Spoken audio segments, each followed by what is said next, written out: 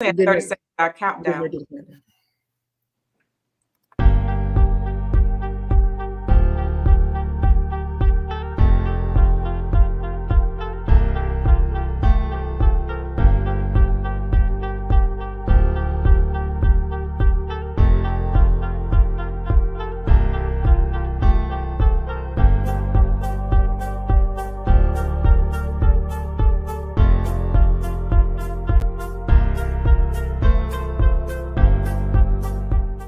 Welcome to True Blue Services, your trusted partner for top-notch electrical solutions.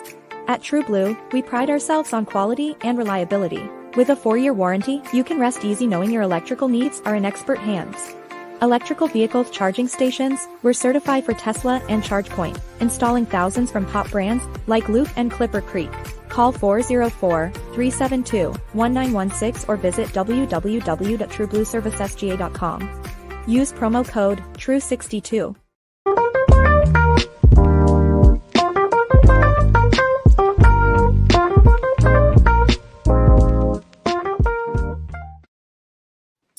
Hi, and welcome to today's live episode of Conversations with Karen and Kat. I'm Karen Scott Green. And I'm Kat Hardrick. And we have the pleasure of sitting here tonight with John Moye, who is who's with the Urban League. He is the Senior Director for Policy, Legislative Affairs, and Civic Engagement. Woo! Our background noise right here. That is a lot.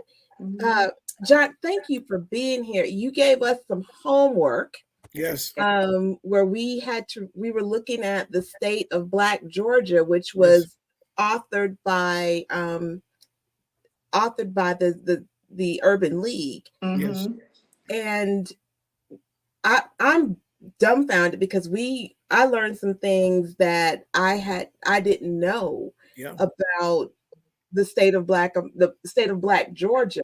And the work that we have to do. And what I love about the report is that it wasn't a list of complaints. It was observations. You guys did the research. You talked, went around the state to different centers around the state, rural and urban. And you talked to folks and you did the research in economics, education, social justice, health, civic engagement, criminal justice, and then you also wrapped it up with policy recommendations. So it's not just, oh, here's what's wrong with the state, here's what we're doing wrong, but here's some things we can do to fix it. So let's jump in, John. Sure. Well, first of all, thank you, Karen, and thank you, Kat, and thank you all to the listening audience. So just very quickly, 30,000 feet overview, very, very quick. So the National Urban League under our president, Mark Morial, conducts every year since 1976 a State of Black America report. So whether you live in Arkansas or Oregon or New York or Georgia or wherever, we issue an annual report on the state of Black folk in housing and education, economic indicators, how our kids are doing, how the seniors are doing. And then we issue a report with policy recommendations nationally. And then we go up on the Hill, we talk to the administration, and we try to get national stuff done. But we said it as an organization here in Atlanta. Nancy Flake Johnson is our president and CEO, our fearless leader for the last 16 years. And we said, kudos to Nancy. That's right. And we had a conversation one day and we were talking. We were like, you know what? Why don't we do something similar? And make a long story short, we did. We marshaled resources. We found the best and the brightest. And we said, let's go on a listening tour. Let's listen first. Let's not jump to any conclusions. Let's listen. But we have to go beyond the Atlanta metropolitan region to get a real snapshot of what's going on in the state of Georgia. And so we did. We got in the car and we did a road trip.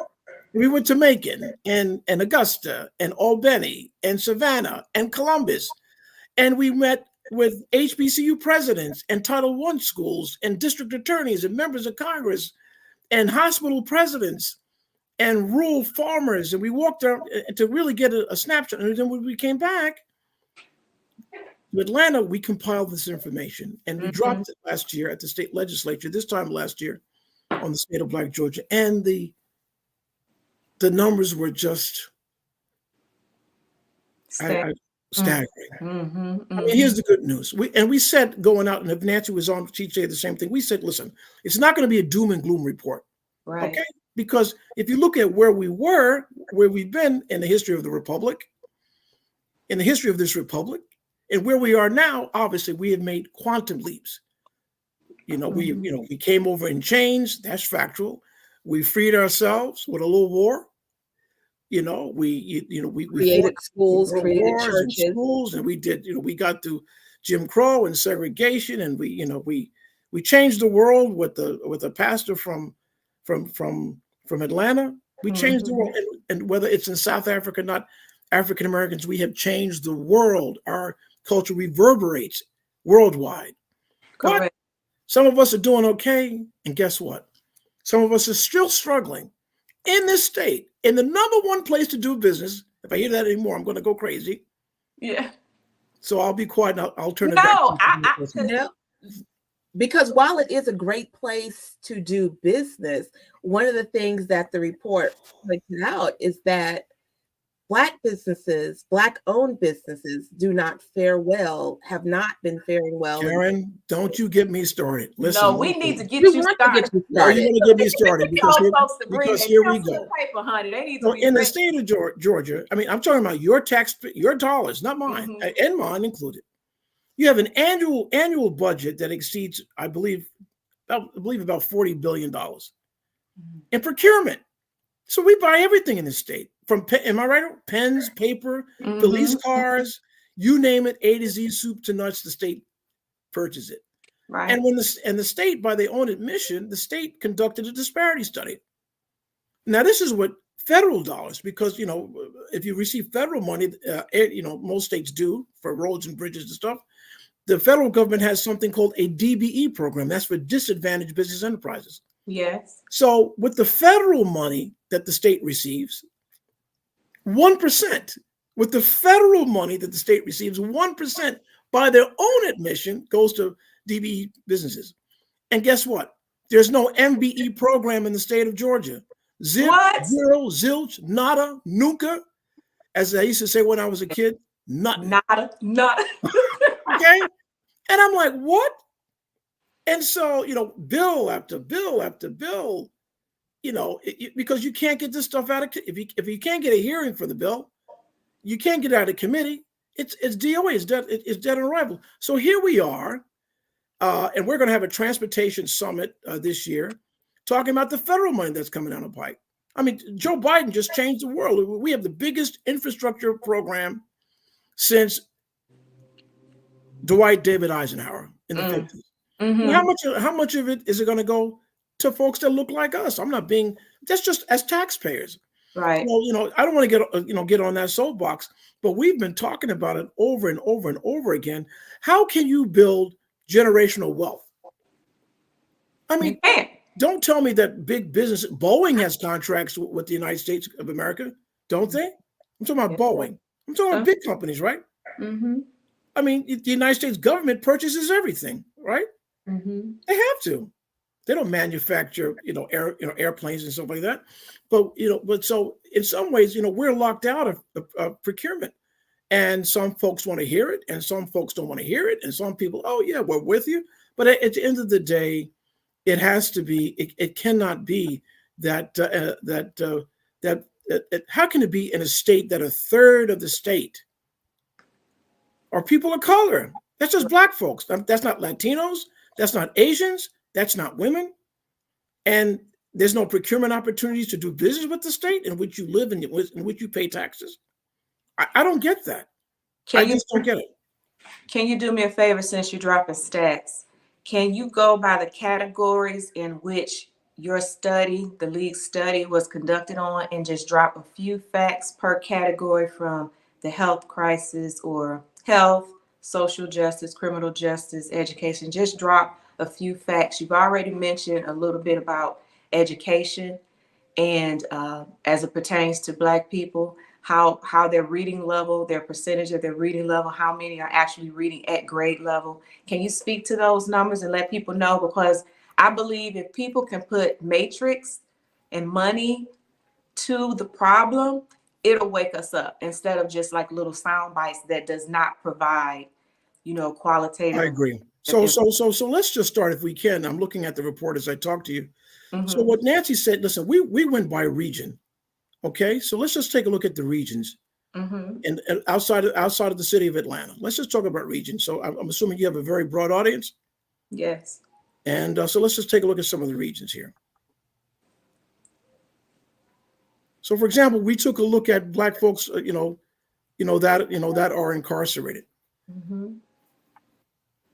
and the state has 4.3 million Georgians with a criminal record. All right, and in Georgia, Black people represent however, Black people represent 13% of the nation's population and 38% of the federal prison population. And here in Georgia, let me just give you some stats here. Give me just one moment. Yes, you know what? While we're doing, let's just talk about health very quickly, because I think everybody can kind of connect with health. Okay. So, for example, in Albany, Georgia, okay, of the asthma rates, in terms of asthma, 67% of folks in Albany who are Black have asthma. 42% cancer, 72% with diabetes, 51% with heart disease, compared to the Atlanta region, 49% asthma, 32% cancer rate, 48% diabetes, a 41%, a 34% in terms of heart disease, and on and on. And I think Albany, Georgia, for all the leading indicators, Albany, and I'm not picking on Albany, Georgia, and I was correct, it's not Albany, it's Albany. That's right. And from there, it's Albany. In a respect, and I was corrected several times, in a very respectful way. When you took first of all, Albany was the epicenter for the pandemic. That was the first place in Georgia to get hit. I mean, people died in droves there. So when you take a look at housing, a lack of housing, when you take a look at Title I schools, when you take a look at children living in poverty, when you take a look at home ownership rate, it's all in the basement, and there's a direct correlation between this. I mean, I'm not saying that government is a silver bullet to all of the ills of society, but I can tell you one thing: Lyndon Johnson put forward a Great Society program. Franklin Roosevelt put together the Fair Deal, back in the 1930s, because there was a recognition that the country was in trouble and it needed help. And so that's no different now. I want our people to understand something, and I want people to listen to me very clearly. And people sometimes they get quiet. We live in a global community. If the 20th century was the American century, and it was post the Second World War, I don't know where we're going to end up in the next 25 or 30 years, where we are. We want to make sure that our country is strong, robust. Why? If for not all the reasons, because we live here. That's right. And in order to maintain a standard of life, to maintain the way we live in healthcare, we need an educated populace who can read and write and think. And so I was talking to a friend of mine who's a lobbyist today, and she's in the business of fighting for housing. And I said, I wish I could. And housing is another issue, but I said, but if I had to lay down the gauntlet of where it is, and there's so many areas in which I'm fighting every day. I promise you, I'm fighting every day. It has to be education, because that will lift us out. There was a reason why slaves couldn't read. Why they didn't want them to read. The knowledge was power. Knowledge is power. Knowledge is power. I wanted to go back to healthcare. Sure. One of the things that struck me, and I pulled it out, is that 1.4 million Georgians do not have health insurance. And Georgia's uninsured rate of 13.7% is the third highest in the country. And it's even worse for rural Georgia. The uninsured rate could climb to more than 25% by 2026. That's 2 years. The organization found that closing the coverage gap could help address rural disparities in healthcare, access, and outcomes. About 36% of Georgians in the coverage gap are Black, and 22% are Latinx. And that was a year ago. And since we issued the report a year ago, we had the hospital closure in Atlanta. Yes. Can you imagine that in a major American city? 2 hospitals? Yeah. I want you to think about that. You know, I had a health scare a few years ago, and by the grace of God, everything worked out. But for some people, if you have a stroke or a heart attack or whatever, minutes is the difference between life or death. At seconds. Can you imagine that? So if there are some hospitals in some areas of rural Georgia that don't have hospitals, or OGBYN.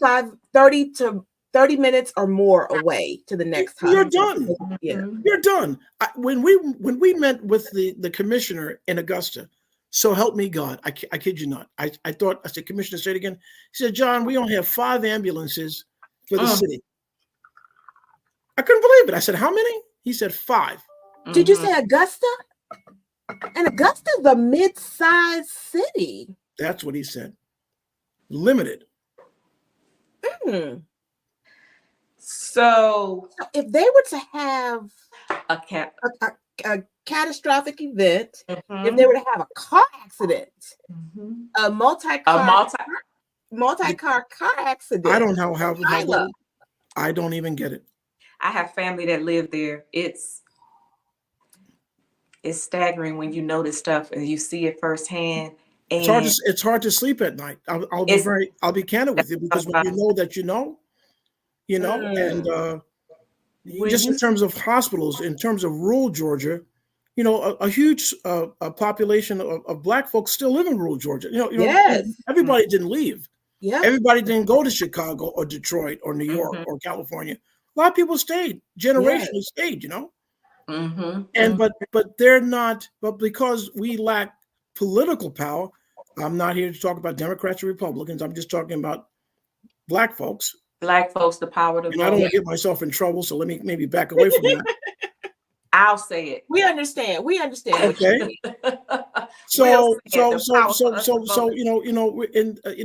If we could, at least if we could be in the game, we could sort of sort of push back on this stuff. But and over the last few years, when you take a look at some of the legislation that's been passed, if you hand out a bottle of water, all this goofy stuff. In America, now we're banning books. I'm not saying we're doing that in Georgia and all this other. I never in my life did I ever think I'd hear some of this stuff that we're hearing. And it's like my grandmother would say, John, she said, it ain't what they call you, is what you answer to. Right. That's right. So when you talk about a new generation, and I'm not, knocking any new generations, I think that folks have to really understand, all jokes aside, and I know, what's at stake is a lot at stake. And I really believe in my heart, and I got to be cool how I say it, that this election is much more than about 2 parties. It's really about who we are as Americans. That's right. And do we believe, it sounds a little bit corny because sometimes I get into my... It's about what do we believe in, what is acceptable, and what we as a country are willing to allow. Boom.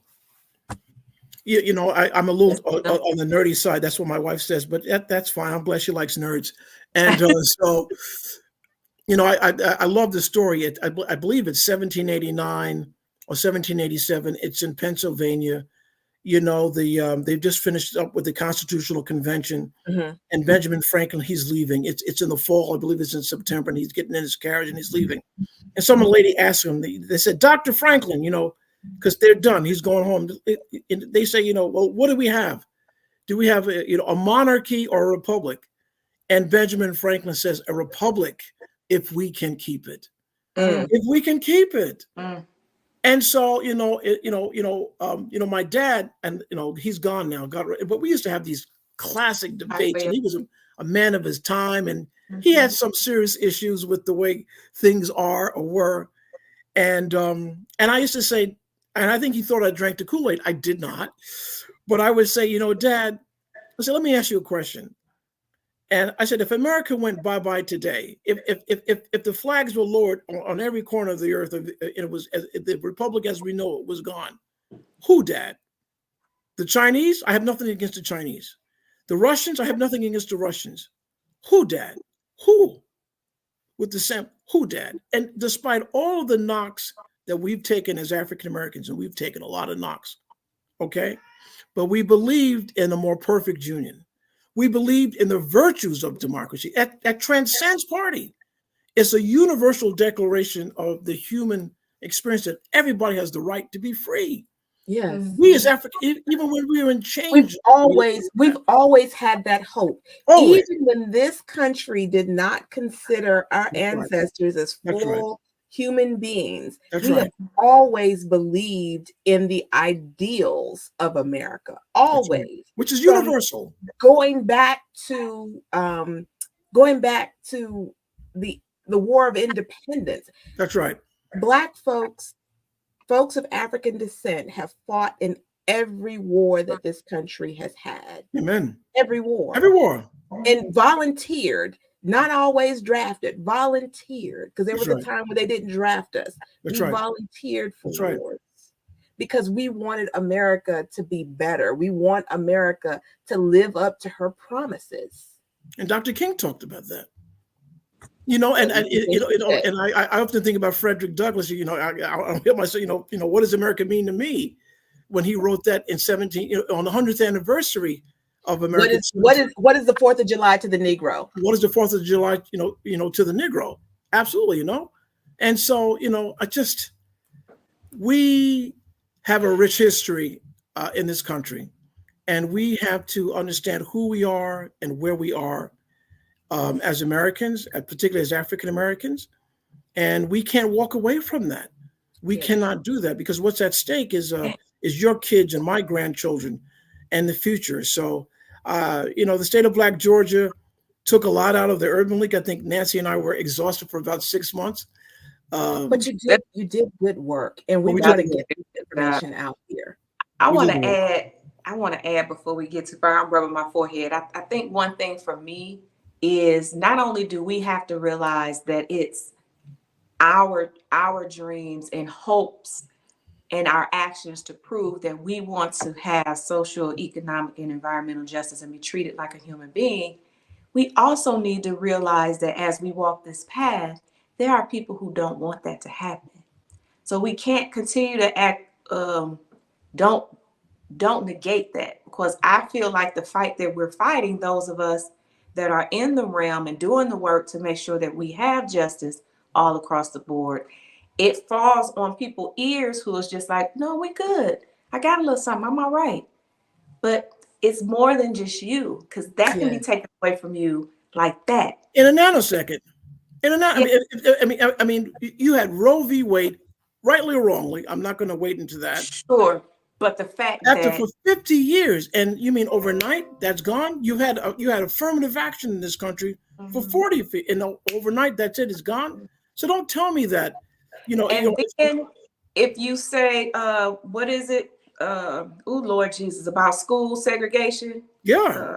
Okay, so while we're back, we're integrated. So it's like, no, is it Plessy? What's the name of the Plessy versus Ferguson. Okay, boom. And then you had Brown, right? Versus Board of Education. Now we are integrated, but the money shows us that we're still segregated. The money tells you, let me tell you something. I'm so glad you said that. You follow the money, you follow the money. And if you want to see where a person's priorities are, you want to see where a person's priorities, see where they spend their money. So you can't tell me, oh, you guys are trying to get me in trouble. No, we want you to talk about what your research found. What our research found, thank you very much. That's right. I appreciate you for that lifeline. Is that we're just not making the investments that we need. And I said yesterday, I was testifying before a committee on pre-K. I've testified on gun safety. I've testified on pre-K. I've testified on Black maternal health. And I'm getting a little fuzzy because at every turn we are catching it.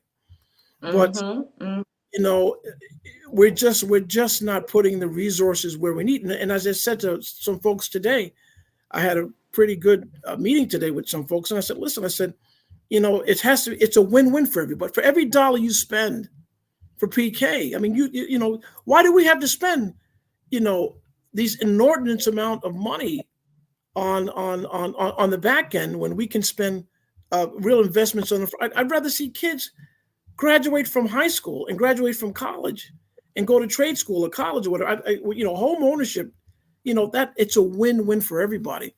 So I just, you know, I know that we are in a fight, in a battle, and we just have to keep on trucking. Because there is a nexus, which your report showed. There's a connection between students graduating and incarceration rates. Students Correct. that are literate and incarceration rates. According to your report, 85% of all juveniles who interface with the juvenile court system are functionally low illiterate. Juvenile incarceration reduces probability of high school completion and increases the probability of incarceration later in life. High school dropouts are 3.5 times, this shocked me. High school graduates are 3.5 times more likely than high school graduates to be arrested in their lifetime. And 63% more likely to be incarcerated than their peers with four-year college degrees. You know, there's a direct correlation, and guess what? And prisons are built on fourth grade scores. I mean, let's, like, all jokes aside, right? And I think people really have to understand that. I mean, what if we could, and I bet you dollars to donuts that somewhere along the line, those kids either were underperforming in school. I mean, you just, you know, there were underperformance issues there. So what if we caught it in time, you know? Right. Yeah, and that's that one statistic. I don't know if you see it in there too, Karen, where it said, like I said, the GBI was saying that their own report said that the increase in prison numbers is direct link to low funding of education. And who was that said again? And that's GBI's, that's their own report. In your report that you provided, you see it inside of your report under the criminal justice system. Thank you. You know, so if how can people, before I move on, you said two things. One, you said you had an upcoming event that y'all were doing. I want everybody to stay tuned. I want you to go to the Urban League website, and I'm going to give you the website right now. Is it the UGL? Yes, ma'am. ATL.org. You got it. Yeah, there you go. We got together over here on Conversations with Karen. All right, there you go. So listen, just check it out. We're going to have a transportation summit coming up very, very soon, and so that we can educate our people on their tax dollars and how you can benefit.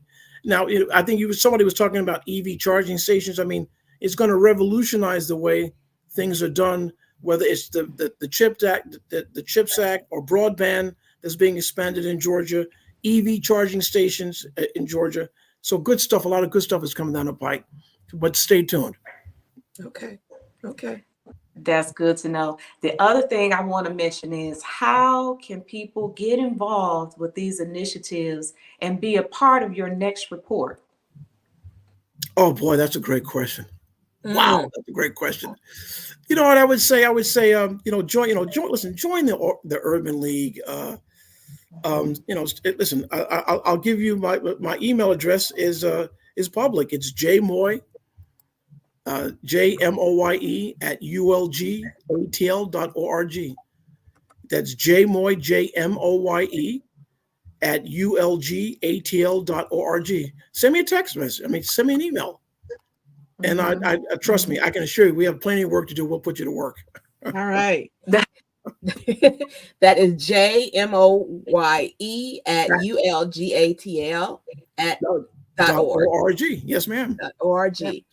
So if you want to get in contact, and also if you want to get a copy of that report, you can go to the Urban League website. Urban League website. It's the State of Black Georgia, and it is chock full of some nuggets of research that the field research that they conducted themselves and compiled. And you had several policy holders, policy advocates that were. We did. We brought in a treasure trove of subject matter experts.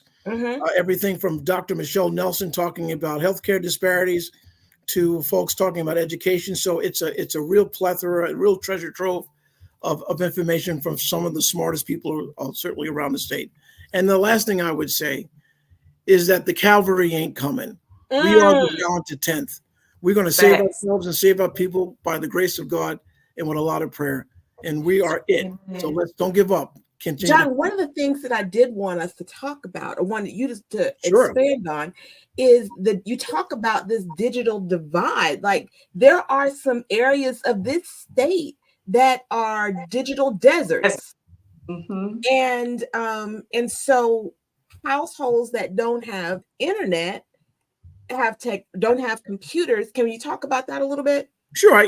We saw it during the pandemic. I mean, I my wife would come home at night and I would get it, an earful, just in terms of during the pandemic, how many kids didn't have access to computers, how many kids didn't have access to broadband. We had to have, school buses where kids could have access to Wi-Fi. But not only that, rural Georgia. So right now the state has received in excess of $1 billion.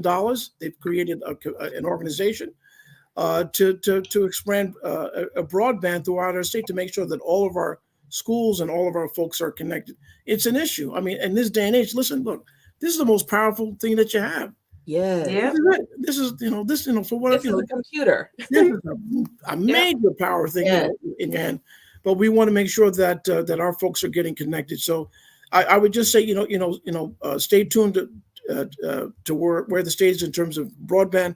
If not, at the minimum, contact your state legislator or your state senator. Make an inquiry regarding broadband if it's not enough within your area, and see when it's coming to you. You know what? There's a mayor in Alabama back in 2021 that I met that actually passed free broadband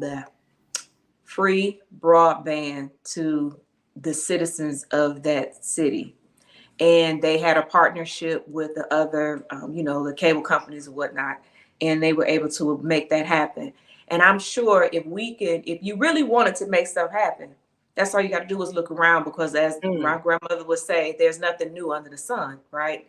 And so if you just really wanted to make positive impact, then that's all you got to do is just go out there and do it. Like you said, what's the surplus now for Georgia's budget? It exceeds $11 billion. Oh, okay. That's a drop in the bucket. But so I don't even know if we even need to get to the budget. We are all taxed, or any of us who have cell phones, we pay a fee on our little fee on our bills each month that's supposed to subsidize and help provide broadband. It's on your cable bills, it's on your cell phone bills. That's supposed to help provide service, Wi-Fi, internet, to help bring it to rural areas. So is that not enough funding? I would like to know where that money is. How much is that money? Say, girl, get out of my head. It's not the fact that we ain't paying it. The fact is, where's it going?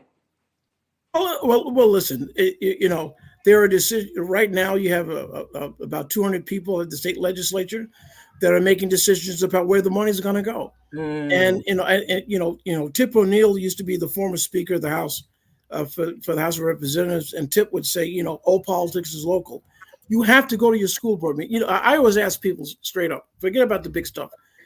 Can you tell me who your county commissioner is? Can you tell me what your school budget is, or what the county budget is, or who your local mayor is? And if you can't tell me that, if you don't know who your county commissioner is, that's a problem. Oh, we say this all the time. I mean, for real, because I live in Gwinnett County. They're meeting they have to meet as a body, and they have to vote on a budget. Gwinnett's budget for Gwinnett County is over $1 billion. That's just I believe for the school budget. $1 billion would it be? Yeah. And so if nobody shows up, somebody has to make those decisions in your name. Yes. Yeah. So as citizens, we are in a participatory democracy. You don't have the luxury of sitting back and not participating. It's structured for you to open your mouth, participate, ask questions. Guess what? And if you're mad at the SOBs, then run for office. And throw the bums out. What's the point? Someone who's going to. We know something about that, right? Yeah, we both do. Yeah. You know, I'm sorry, Karen. One thing that just rubs me is it grinds my gears.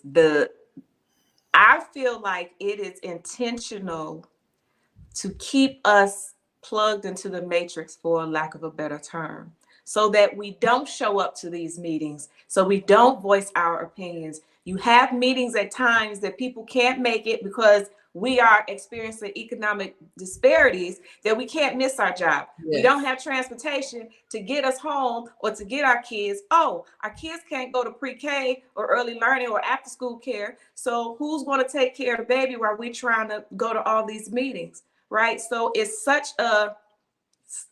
stacked, right? So everything bounces right off of one another. If you can't get health care, you're too sick to go to work or school. And then if you got minimum wage, what is minimum wage? $7 and some change. It was $3 when I was growing up. Wrong. It's in the state of Georgia, it's $5.25.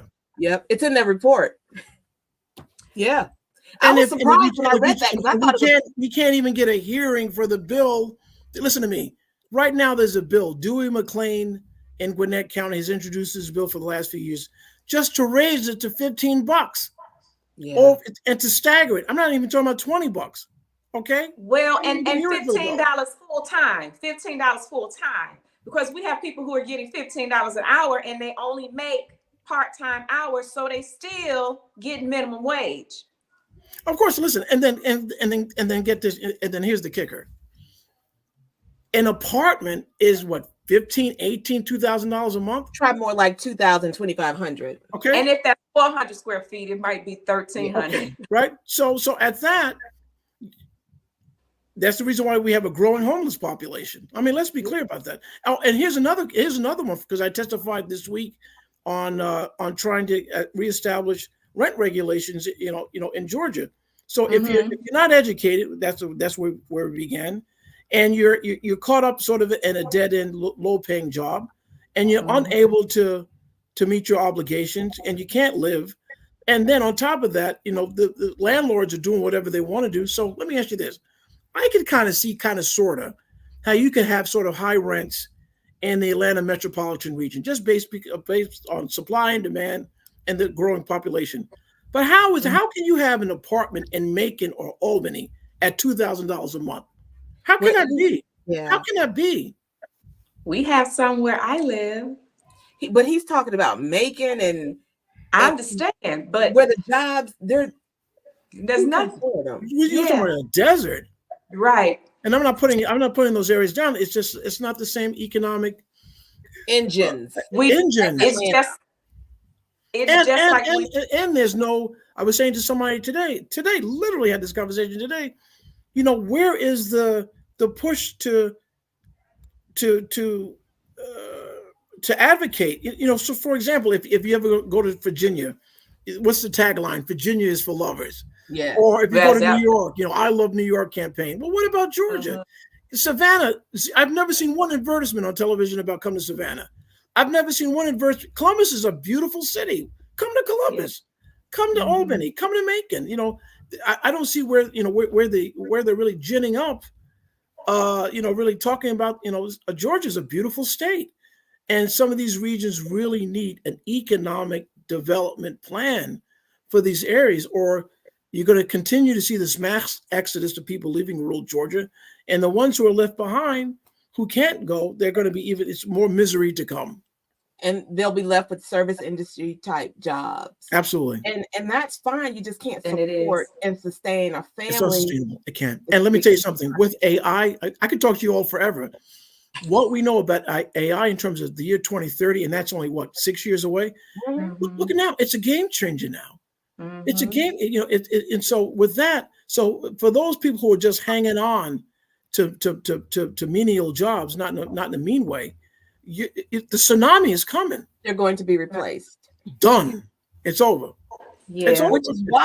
Which is why we need to get people retrained and get young people also into technology, because that's where that's where the future is. Yes. If I could make a plug, our fellow podcast host, Audrey, she has launched, if I'm not mistaken, a training session for women to get into the IT sector for coding, AI, and so forth. And if I'm not mistaken, it's launching this month. So check that out if anybody's interested in that. And even when we had Hicks on here, Antonio Hicks, talking about another fellow podcaster in the IT field, talking about and I don't quote me, but it was such a small percentage, less than 10, maybe less than 5 of people who look like us in the IT industry at that tier level. And even your report said that I was about to say the report talks about it. Yeah, you got to read it, Karen, if you got it in front of you.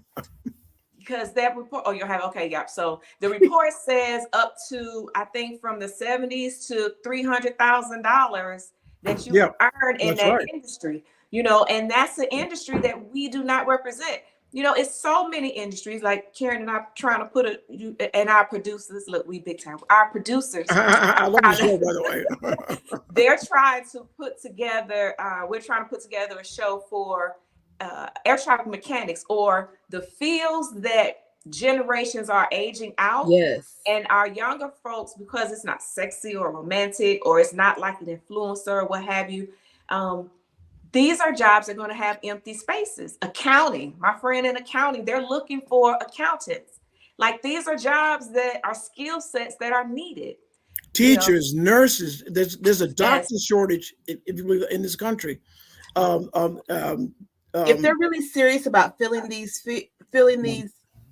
gaps, they need to be paying for school. So there's some programs that are paying for minorities to go into school to be trained as air traffic controllers. If they're really serious about people going into nursing, education, medicine, they have to pay for people to go. They're going to have to do it for no other reason than survival of the fittest. Yeah, because I promise you, listen to me. Listen. If somebody would have told me that I would have seen a balloon of a foreign national government traveling across the continental United States, I would never have believed in my life. Yeah. But they did it. A foreign national government, to test us. Yep. And nobody talks about it. Am I right? Do you remember that? Right. Yes, I remember it. Because we're like, why wasn't that thing shot down before it even got to California coast? Yep. Okay. So we're being challenged as a country. I said to a full committee meeting yesterday, I think it was last night. It's all blurry now. It's like we have 20 people in a rowboat, 10 in the front and 10 in the back. And for whatever reason, we don't like, the people that we don't like, we decided we don't like, or the so-called minority, we shove them in the back of the boat and we're rowing. And you can't row the boat. You can't But the other guys are going past us. We're in a global competition. I promise you. So help me God, we are. And if everybody's not in this boat, rowing this boat, baby, we're going to have a problem. Lottie Dottie and everybody. So it's in our best interest to make sure that all of our, what did Jesse used to say? Rising tides lifts all boats. That's right. Jesse Jackson always said that. And that's the truth. So it's the truth, but we got to get everybody else on board that don't look like us. We got to listen. We got to build some coalitions now. Like you said, we are our own saviors. We are the ones. We have the numbers. We have the intelligence. We have the resources. We do. We have to step up and stand up and advocate for ourselves. We do. And not be afraid. And not be afraid. And even I'm so sick of people with this whisper, oh, Lord Jesus. Yeah. Stop that. But even if you are afraid, stand up and open your mouth. Be afraid, feel the fear, but do it anyway. Oh, come on. Listen, Susan Jeffers, come on. Come on, don't get me started. Feel the fear. It's a great book, and do it anyway. Come on now. Anyway, and do it anyway. Because you're not alone. We all in this fight. Because I want my children to make it to have children. Yes. Amen. I want my grandchildren to be able to read at 5th grade level when they're in the 3rd grade. Amen. I want And my kids. Go ahead. not only that, I want my children and my grandchildren to do economically better than me. I want them to be able to have more than what I had, which is the dream that my parents had for us. And my brother, my sister, and I were able to do exceedingly more than what our parents were able to do.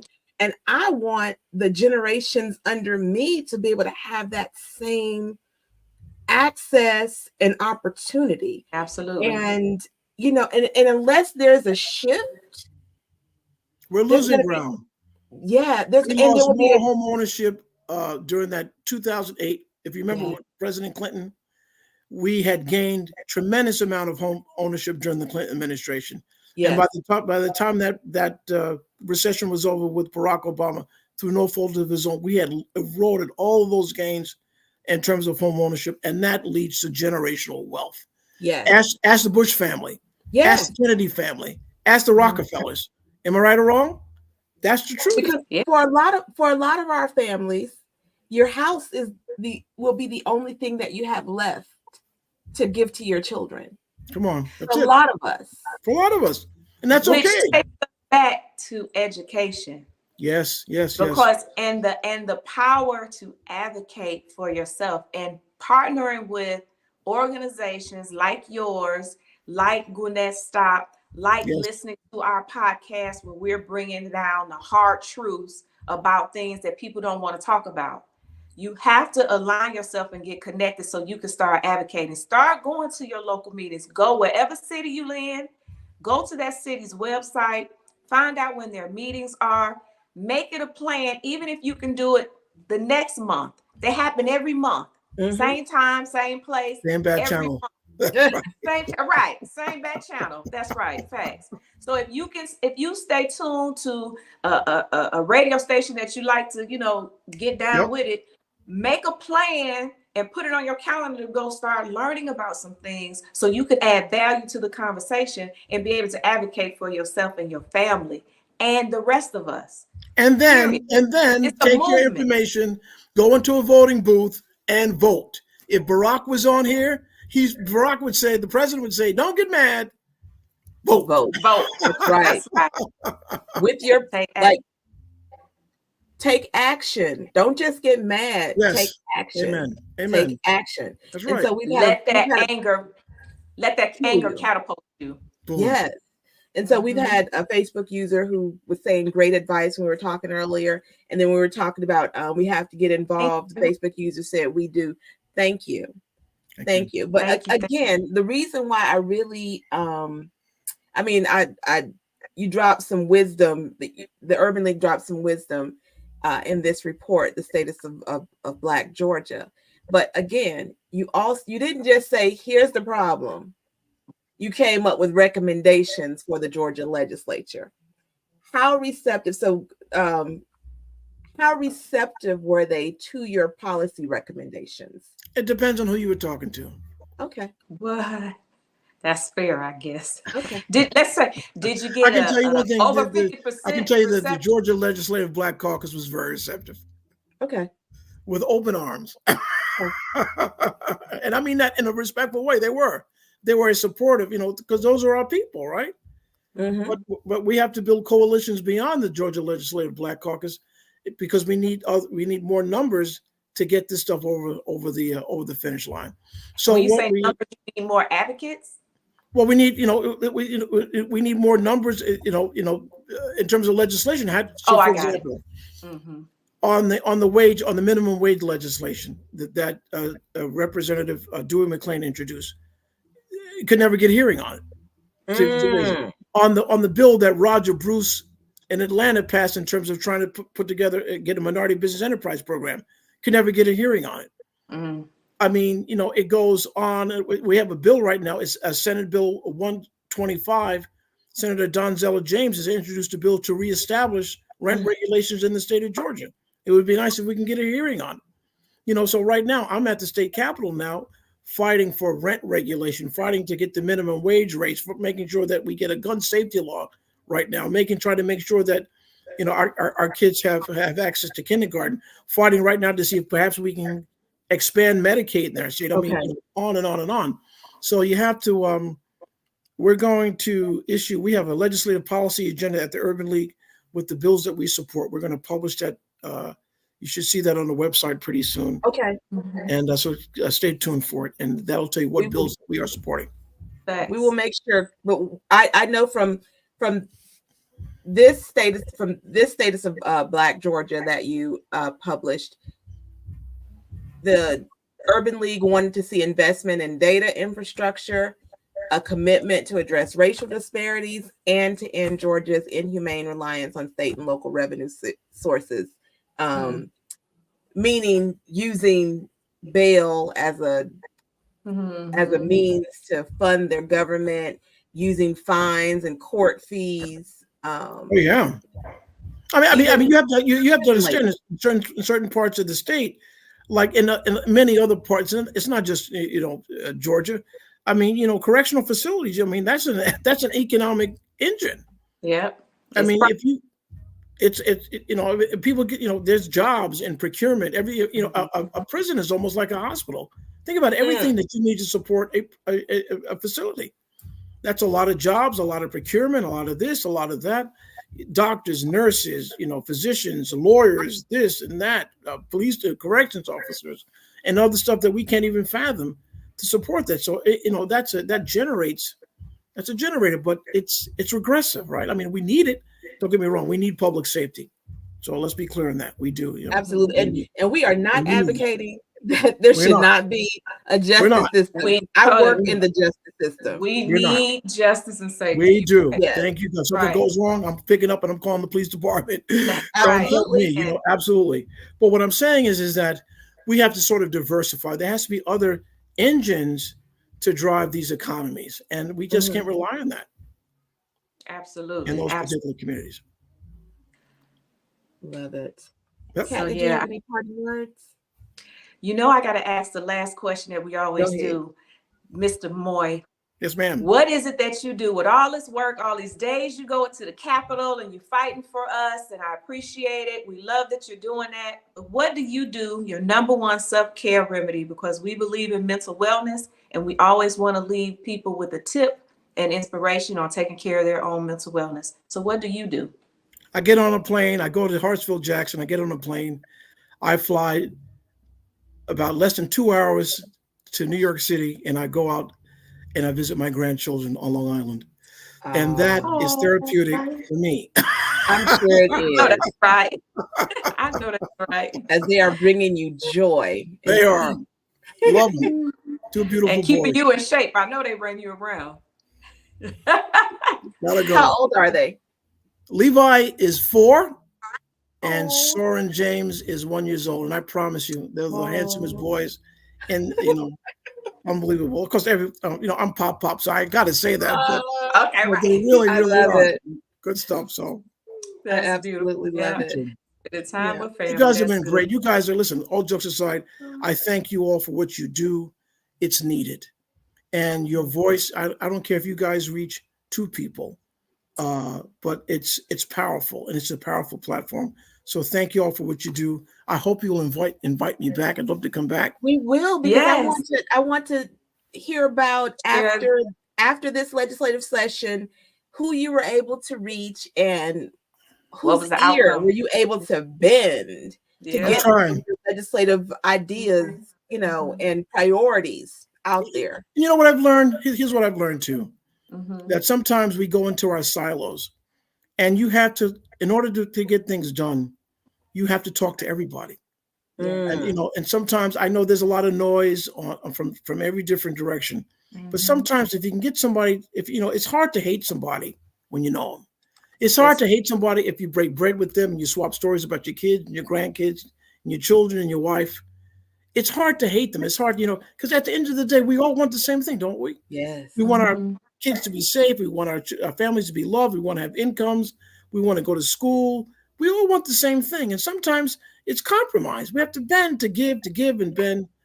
But I realized as I get deeper into this thing, you know, you really do have to be nonpartisan in a lot of ways, because once you start at that, you know, people will shut you out. But where can we may disagree, but where can we agree? So let's work on the agreements. That's right. Absolutely. And humanity is a good place to agree. The Facebook viewer said, "Great therapy." Thank you for that. Yes.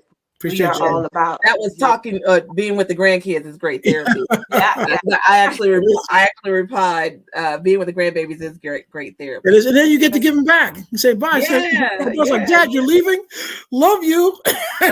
You and your husband. You guys are great. But I gotta go." Totally wired. And then you're like, "Okay, deuces." They can't put they amped. See you guys for the next holiday, you know, whatever. But anyway, thank y'all. And as always, we want to thank our viewers and John Moye for joining us on this episode of Conversations with Karen and Kat. Well, we are impacting the world one conversation at a time.